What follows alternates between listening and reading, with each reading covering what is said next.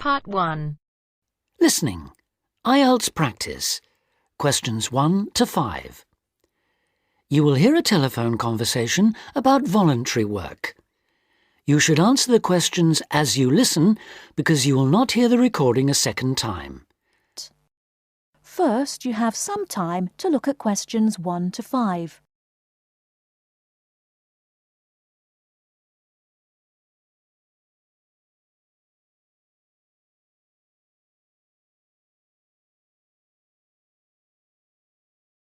Listen carefully and answer questions 1 to 5.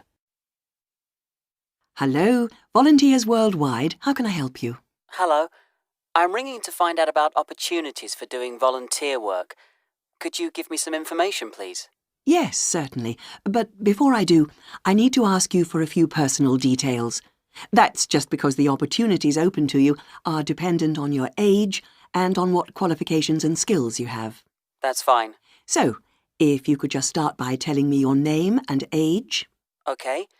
My name's Ben Opperman, and I'm 22 years old. Okay, and what qualifications do you have, Ben? I've got a BA degree in social studies. That was from the University of Kent, and I'm a qualified teacher. I've just completed my PGCE, my postgraduate certificate in primary education. And you're interested in doing unpaid voluntary work rather than a full-time job with our organisation? Yes, that's right. I'd like to do voluntary work before I start looking for a more permanent job. How long were you hoping to work for us for? I was thinking of 2 years at most. OK. Well, for people in your age group, we have 2 programmes: Global Youth Contact and Youth for Action on Development. GYC, Global Youth Contact, is a 6-month exchange programme which provides opportunities for young people from different countries to work together in local communities. I see. But that's only a 6-month programme. That's right. But our other programme, Youth for Action on Development, requires people to volunteer for a year at least. On this programme, most of the placements are for 12 or 18 months. That'd be the programme I'd go for. OK. Now, do you have any other skills or special interests that might be useful for the kind of work we do? Well, I've done a lot of conservation work in the area where I live. Good, that's useful to know. And I belong to a wildlife protection group. Right, that could be very helpful. Before you hear the rest of the conversation, you have some time to look at questions 6 to 10.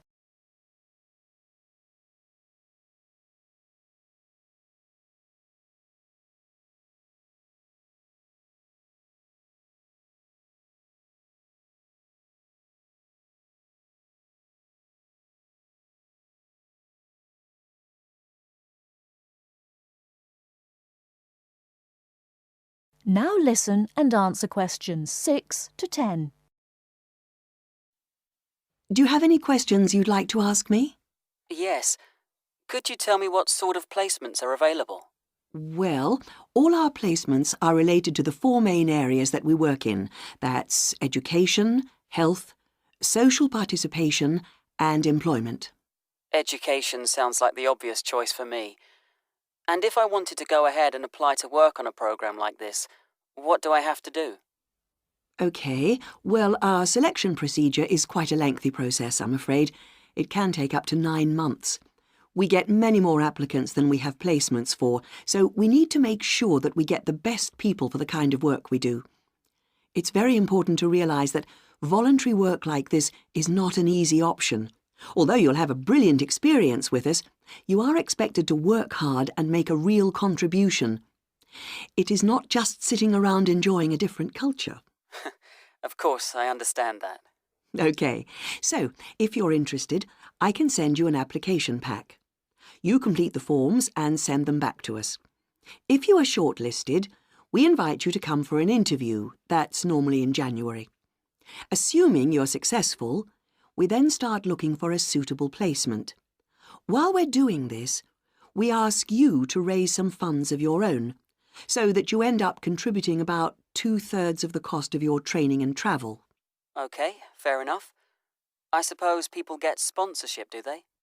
Yes, lots of volunteers do that. Then in June, we ask you to come to our headquarters for a week's training. This starts with general training, which is applicable to all volunteers. It includes topics like how to fit into new cultures, looking after yourself mentally and physically, and how to go about relating to the kinds of people you'll be working with. And then you'll have sessions related specifically to your placement. We'll tell you about the country and the area you'll be going to, about the problems and difficulties to expect, and about the kind of responsibilities you'll have once you're there. And when does the work start? It depends, but generally speaking, placements start in September and run for up to 18 months. Sounds brilliant. Could you send me an application pack, please? Yes, certainly. If you'd like to give me your address. OK, it's 29 Park Street. That is the end of part 1. You now have half a minute to check your answers.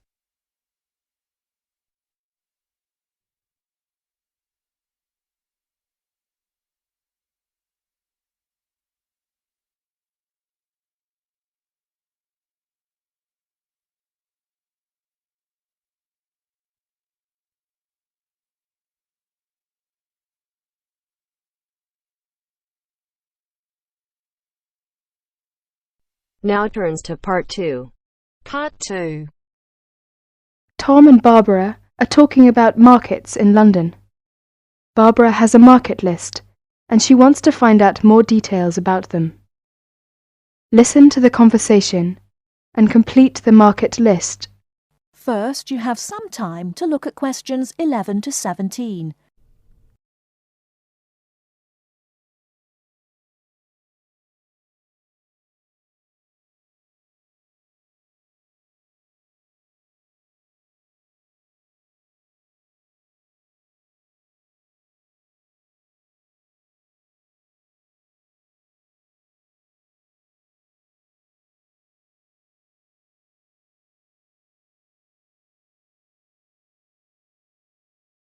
Now, listen carefully and answer questions 11 to 17.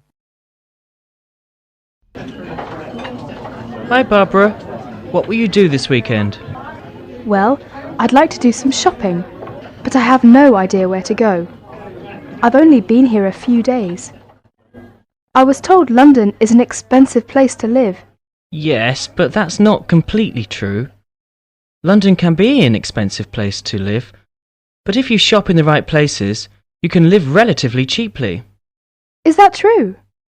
Could you tell me something about the shops? All right. You know, food tends to be cheapest in the big supermarkets, like Sainsbury's and Tesco's. Most of them have quite a good variety of food and household items. You can buy your fruit and vegetables on the street. You will find these street markets in almost every part of London. You can also buy clothes, shoes, and household items in these markets for a real bargain. Have you got a market list provided by the Student Union? Yes, here you are. This might give you some ideas. Let me see. E Street, SE17. This market sells cheap food, clothes and hardware. It's open from 8 a.m. to 5 p.m. Yes, but how can I get there? You can take the Underground. We call it the Tube. You see, there is a tube station on the list. Let me see. Yes, it's Castle Station. Right. You can get off at the castle. Good. Look at Leather Lane, WC1. Yes, that's a good central London market for clothes, food and hardware. It opens at lunchtimes from Monday to Friday. It's near Chancery Lane Station. Well, what about the one in Petticoat Lane? Oh, Petticoat Lane E1. It sells clothes, shoes and household goods. It opens only on Sunday mornings from 9 a.m. to 12 noon. Yes, we can get off at Aldgate Station. OK, what about the one in Walthamstow? E17. Oh, that's a big market for clothes and food. It's open between 9 a.m. to 4 p.m. on Mondays to Saturdays, except Wednesdays and Sundays. Let me see. Yes, we can get there on the Central line. What about Brixton? That's Brixton SW9. It's an indoor and outdoor market with a lively atmosphere. It sells vegetables from all over the world. It opens 9 a.m. to 6 p.m. Mondays to Sundays and half days on Wednesdays. Oh, it's close to Brixton Station, very near my place. Great, it's very convenient. Tell me more detail about Camden Lock. Yes, there are several markets on Camden High Street and plenty of shops. They sell fashion clothes, jewellery, recorders and pottery. It's good for buying presents. Very close to Chalk Farm and Camden Town Station. I see. It says that it opens on Sundays only from 8 a.m. to 5 p.m. Well, I think these markets might help to keep my costs down. Well, if you need to buy new electrical goods or large household items, you can wait until the January sales, when almost all the shops sell goods at discount prices. Thank you very much for your help. Tom, shall we go to Brixton together this weekend? I'd love to. Oh, I'm afraid I've got to go to a lecture. I will ring you tonight. Bye. Okay, bye. Barbara is phoning Tom about shopping.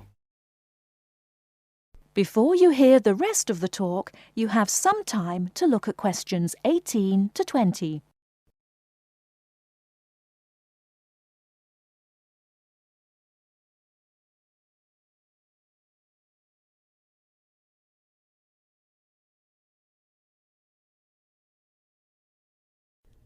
Now listen and answer questions 18 to 20.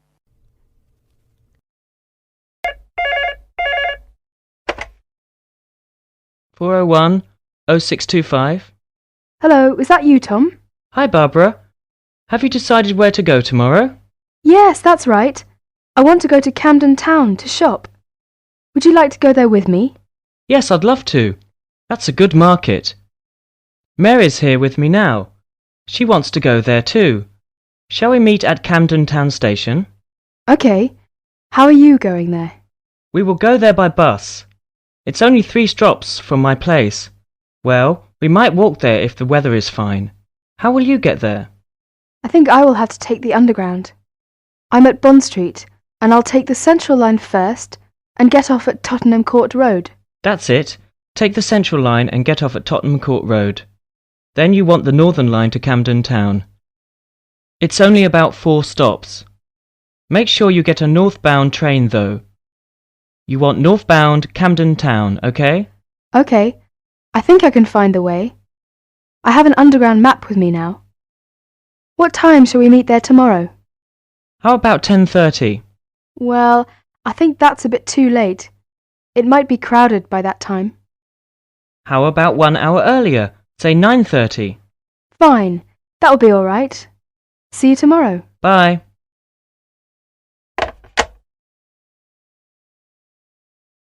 That is the end of part 2. You now have half a minute to check your answers.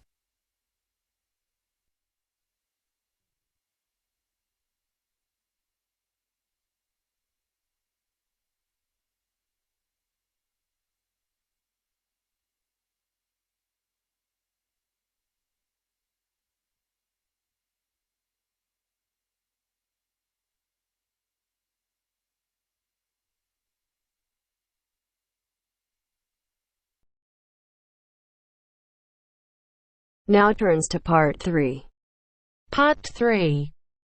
You will hear 2 teachers talking about the work experience program for their students. First, you have some time to look at questions 21 to 25.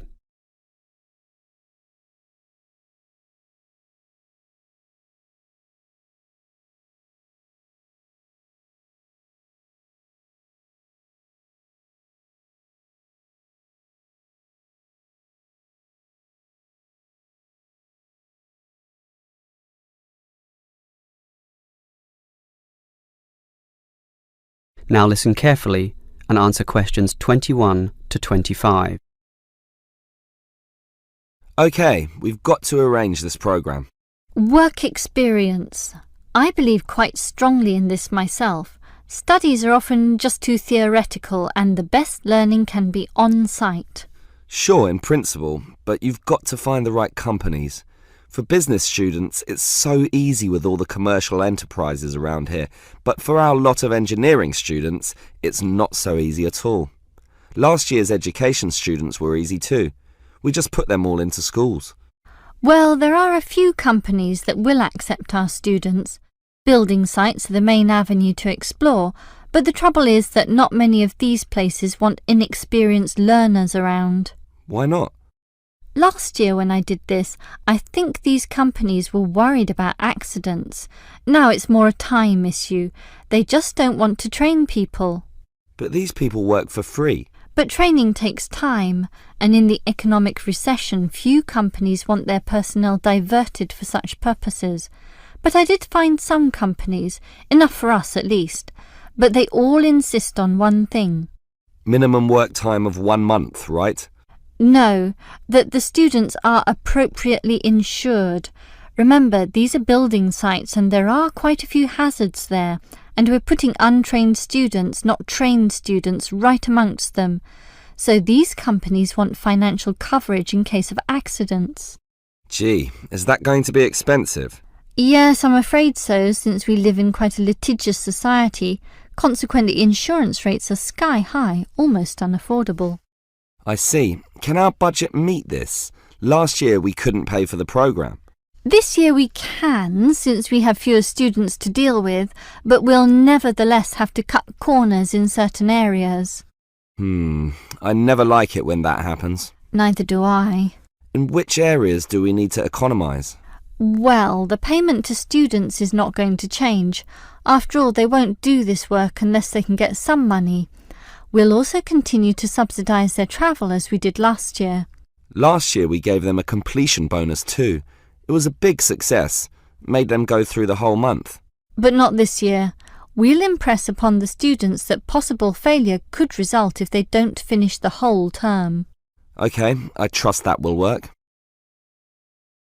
Before you hear the rest of the conversation, you have some time to look at questions 26 to 30.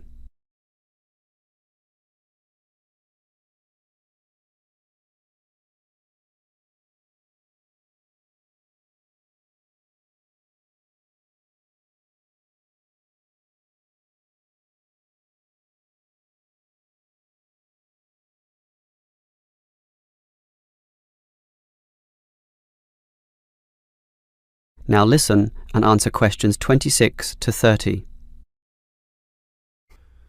The most important issue for me about this work experience programme is which companies are getting involved, and that was your job. What companies did you find? Right, 4 companies are prepared to help out. Hepplewhite Distilleries, AJ & Sons Engineering, Johnson Demolition, and Sansoni Security. How many students can they take? Hepplewhite can take 6. 6? Sorry, 5. It's limited at the moment by the winter, since beer drinking is lower around this time. As for AJ & Sons, that would be 7. Last year it was 17. Not this year, I'm afraid. The other 2 places are 6 and 6, which makes up everyone, 24 of them. Right. What about starting dates? That's the problem. They cannot all start and finish on the same date, which makes this a little hard to dovetail with the academic semester. Hepplewhite can accept its cohort around August 15th. AJ are a little later, starting 5 days later, in fact. The 20th? Actually, the 21st is what they said. And the other 2? The demolition company can start earlier, the start of the month, the 1st, and the security firm will start 3 days later on the 4th. OK, that sounds good. And will all our students work for 1 month? Well, remember, it doesn't have to be a full month, but just long enough to meet syllabus requirements. So, how long is Hepplewhite going to use these students? They said 3 weeks, maybe 4 weeks if we want it. We want it. Tell them the longer option is necessary. Sure. I think they'll accept that. The students will probably buy some of their product, which will make the owners happy. As for the engineering company, it's giving 24 days. That's fine. And the demolition company? They're saying 2 weeks, 14 days. Impossible. The students can't complete their projects in such a short time. You'll have to be stronger. Tell them minimum 18 days. All right. The owner seems reasonable. He'll probably accommodate us if I throw in a few incentives. That leaves the security company, which is offering... Let me guess. 3 weeks, 21 days. Almost 22. Ha! I was close with my guess of 21. Just 1 day off.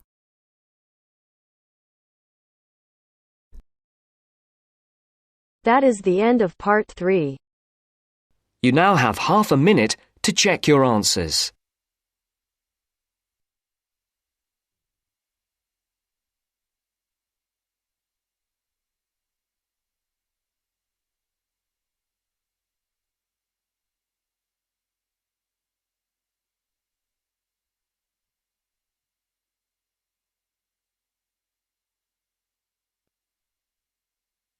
Now turns to part 4. Part 4. You will hear part of a lecture about philosophy. First, you have some time to look at questions 31 to 40.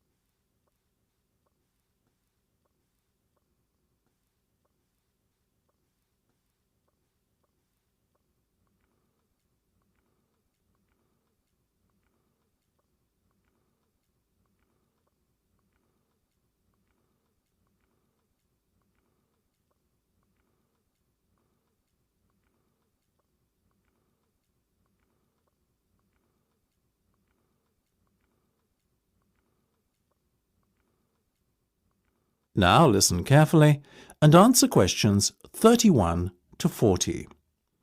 Most of you, I hope, will be familiar with the name Socrates. The ancient Greek philosopher is perhaps one of the most admired people in history. Socrates led a very noble life. He was, I suppose you could say, an optimist who believed in the good of mankind. According to Socrates, human nature leads people to act correctly and in agreement with knowledge. Socrates believed that evil and wrong actions arise out of ignorance and is famously quoted as saying, "No man knowingly does evil."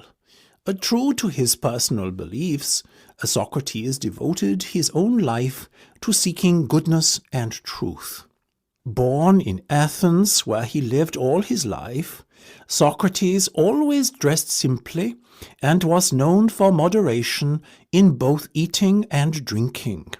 He brought his teachings to the masses, speaking regularly in public places such as the busy streets of Athens, especially in the area around its great marketplace.